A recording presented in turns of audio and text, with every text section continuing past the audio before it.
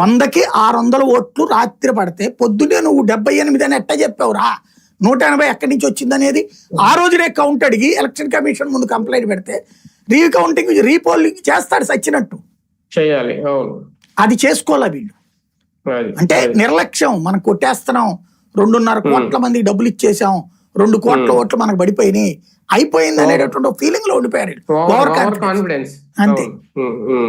అదే జరిగింది sir. Final గా ఇది ఒక రకంగా అనూహ్యంగా వైసీపీకి కలిసి వచ్చే అంశమా, లేదంటే వీళ్ళిద్దరూ ఏమన్నా కొండవెల్లి అరుణ్ కుమార్ గారు, పరకాల ప్రభాకర్ గారు వైసీపీకి ఏమన్నా భవిష్యత్తులో ఏ సలహాదారులుగానో సపోర్టర్లుగా మద్దతుదారులుగానో మారబోతున్నారు?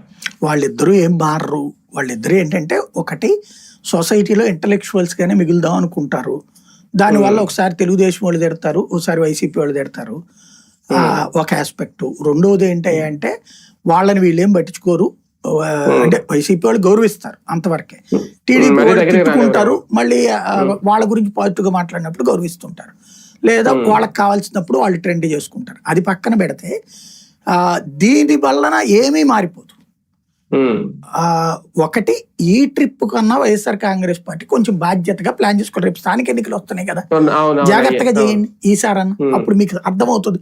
పోల్ మేనేజ్మెంట్ ఫెయిల్ అవుతోంది వైఎస్ఆర్ కాంగ్రెస్ పార్టీ, అది గుర్తుపెట్టుకోవాలా. రెండవది ఏంటంటే వీటి ఇప్పుడు చెప్పడం వల్ల ఏమీ లేదు.